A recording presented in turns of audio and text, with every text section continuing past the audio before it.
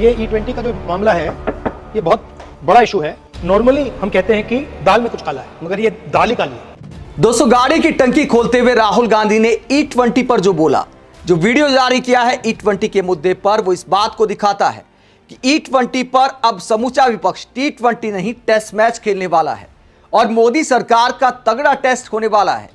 क्योंकि पहले paper leak के मुद्दे पर मंत्री का इस्तीफा लेना पड़ा, उसके बाद राम मंदिर चंदा चोरी के मुद्दे पर सरकार घिरी हुई है और ऐसे हालात आ गए हैं कि जिन प्रधानमंत्री के बारे में कहा जाता था कि 56 इंच का सीना है, किसी से डरते नहीं है, एक अकेला सब पर भारी। देश देख रहा है, देश देख रहा है, एक अकेला कितनों को भारी पड़ रहा है, एक अकेला कितनों को भारी पड़ रहा है। ऐसे नारे पीएम मोदी खुद लगाया करते थे आत्म प्रशंसा में, लेकिन अब ऐसे हालात आ गए हैं कि विपक्ष के डर से प्रधानमंत्री गायब हैं, गृह मंत्री गायब हैं और बीजेपी सरकार के बाकी मंत्रियों के लिए जवाब देना मुश्किल हो गया है। कहना चाहता हूं, पार्लियामेंट के समय सुबह से लेकर के देर रात तक होम मिनिस्टर पार्लियामेंट में ही रहते हैं। क्योंकि सरकार के नंबर 1 और नंबर 2 जब दबाव में है, वो ही संसद नहीं आ रहे, तो बाकी मंत्रियों की हालत को आप समझ सकते हैं।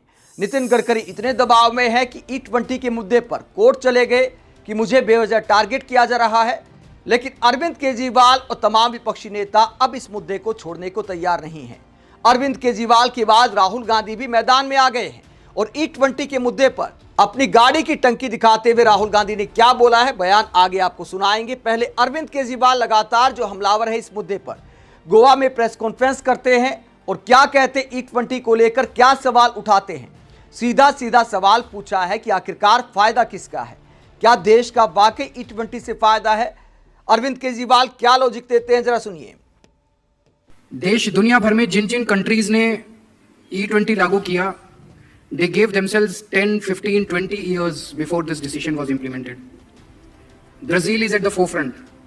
ब्राजील में अब E100 है, पूरा का पूरा इथेनॉल भी यूज होता है without any petrol, flexi fuel vehicles हैं।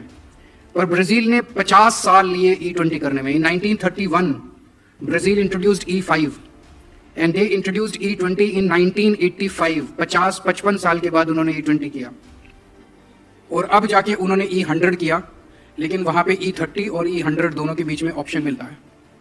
बाकी most of the countries in the world, rest of the countries in the world जहां जहां इथेनॉल है, इट्स लेस देन E10। चाहे आप जर्मनी ले लीजिए, चाहे आप US ले लीजिए, दूसरे जितने कंट्रीज हैं वहां पे E10 से भी कम है। हमारे देश के अंदर 2022 में गवर्नमेंट ने डिसाइड किया कि हम 2025 में इसको लागू कर देंगे, within 3 years। Our government gave merely 3 years to implement E20। 3 साल में नहीं हो सकता। जितने पेट्रोल पंप है उनके स्टोरेज टैंक्स E20 के लिए रेडी नहीं है। उसमें जब पेट्रोल डालते हैं तो उसमें मॉइस्चर अलग हो जाती है, इथेनॉल अलग हो जाता है और पेट्रोल अलग हो जाता है। तो कई लोग ऐसे हैं जिनकी टंकी के अंदर पानी भरा जाता है, तो उनकी गाड़ी सीज हो जाती है। इसी तरह से जो ऑयल टैंकर्स हैं, जो ऑयल कंपनी से टैंकर लेके आते हैं पेट्रोल पंप पर, they have to be specially designed for that. The vehicles have to be specially designed for. वो कुछ नहीं किया, ना पेट्रोल पंप डिजाइन किए, ना पेट्रोल पंप चेंज किए, ना ऑयल टैंकर्स चेंज किए, ना व्हीकल चेंज किए।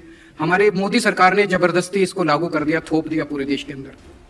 तो अगर ऐसा किया तो ऑब्वियसली आज ethanol is more expensive than petrol. Raw oil जो है वो 50 रुपए प्रति लीटर है और इथेनॉल 70 रुपए प्रति लीटर है। तो ethanol is more expensive than petrol. Ethanol is less energy, gives less calorific value, less mileage than petrol.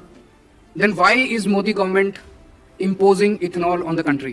एक बड़ी बात है कि क्यों कर रहे हैं, जबरदस्ती क्यों कर रहे हैं? जब लोग दुखी हैं, इसका कोई फायदा नहीं है लोगों को, तो क्यों कर रहे हैं? तो अरविंद केजरीवाल सवाल करते हैं, आंकड़े बताते हुए कहते हैं कि किसी को फायदा नहीं है, तो इथेनॉल आखिरकार क्यों इस्तेमाल किया जा रहा है? मोदी सरकार क्यों जिद पर अड़ी है? पब्लिक की डिमांड, विपक्षी नेताओं की डिमांड मान क्यों नहीं लेती? शुद्ध पेट्रोल आखिरकार ग्राहक को क्यों नहीं दिया जा रहा? अरविंद केजरीवाल ने इसके खिलाफ मुहिम छेड़ रखी है। एक बात और उन्होंने बोली, उन्होंने आंकड़े बताए हैं कुछ, कितनी गाड़ियों को नुकसान हो रहा है, इसे लेकर अरविंद केजरीवाल क्या कहते हैं, जरा सुनिए। 2023 के पहले के एक चीज और मैं कहना चाहता हूं कि अभी जो हमारे व्हीकल्स हैं 2023 के पहले के, 2023 के बाद जो व्हीकल्स बन रहे हैं वो E20 कंप्लायंट हैं। लेकिन 2023 के पहले के जो व्हीकल्स हैं, रफली there are 30 crore such vehicles, 22 crore two wheelers and 8 crore cars. 30 crore vehicles are not compliant to receive E20. They can receive E10. तो E10 के व्हीकल्स में जबरदस्ती E20 थोप रहे हैं। अब जो E20 के व्हीकल्स आ रहे हैं, सरकार तैयारी कर रही है उनमें E40, E50, E60 डालने की। कह रहे हैं अभी टेस्ट चल रहे हैं, टेस्ट वेस्ट कुछ नहीं चल रहे इनके। E20 भी कोई टेस्ट नहीं किया इन लोगों ने। कह रहे हैं हमने एक्सटेंसिव टेस्ट करके और उसके बाद E20 लागू किया।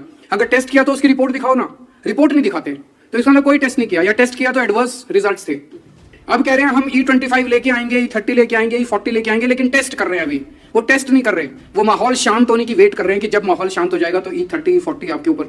तो अभी मेरी लोगों से अपील है कि आप पेट्रोल और डीजल व्हीकल अभी खरीदना बंद कर दीजिए, बिकॉज आज आप E20 खरीदोगे, कल फिर E40। तो अरविंद केजरीवाल दावा करते हैं कि 30 करोड़ ऐसे वाहन हैं जो E20 के मुताबिक नहीं बने हैं, जो 2023 से पहले के वाहन हैं, उनको नुकसान हो रहा है एथेनॉल ब्लेंडेड पेट्रोल से। लगातार विपक्षी नेता इस मुद्दे को उठा रहे। अब राहुल गांधी भी मैदान में आ गए हैं। राहुल गांधी ने E20 को लेकर पूरी दाल काली होने का दावा करते हुए क्या कहा, जरा सुनिए। ये E20 का जो मामला है, ये बहुत बड़ा इशू है। नॉर्मली हम कहते हैं कि दाल में कुछ काला है, मगर ये दाल ही काली है। Brothers and sisters, this is a matter of sequencing. In any campaign, we have to decide the sequence of affairs. Our problem right now is that there is so much corruption that there's a huge line in what we have to sequence. Don't worry, this issue, we're going to take it up in a massive way, because this is destroying people's cars, destroying people's scooters, destroying people's lives, and literally is stealing directly from them. ये E20 का जो तो राहुल गांधी आरोप लगाते हैं कि direct लोगों की जेब पर डाका डाला जा रहा है। बड़ी संख्या में कार, गाड़ी, स्कूटर सब खराब हो रहे हैं, ये दावा करते हैं राहुल गांधी, और ऐलान करते हैं कि मैसिव वे यानी बड़े स्तर पर अब इस मुद्दे को उठाया जाएगा। यानी सबसे बड़ी विपक्षी पार्टी कांग्रेस भी अब इसके खिलाफ मोर्चा खोलने वाली है। ऐसे में मोदी सरकार के लिए टेंशन बढ़ाने वाली यह खबर है, क्योंकि सरकार इस पूरे मामले में बैकफुट पर है, क्योंकि मोदी सरकार के खुद समर्थक सोशल मीडिया पर इसके खिलाफ लिखते आए हैं, बोलते आए हैं। तो जो पब्लिक सेंटीमेंट है दलगत राजनीति से ऊपर उठकर, पार्टी लाइन से ऊपर उठकर E20 के खिलाफ सोशल मीडिया पर दिखाई देता है। ऐसे में मोदी सरकार के मंत्री, प्रवक्ता तो बचाव कर सकते हैं, E20 को डिफेंड कर सकते हैं, लेकिन जो सोशल मीडिया के योद्धा हैं, जो सरकार के साथ खड़े होते हैं, जो पीएम मोदी के समर्थक हैं, वो भी इस मुद्दे पर सरकार का साथ देते नजर नहीं आते। आप इस पूरे मुद्दे को लेकर क्या सोचते हैं, कमेंट बॉक्स में अपनी राय जरूर दें। साथ ही चैनल को सब्सक्राइब भी करें। नमस्कार।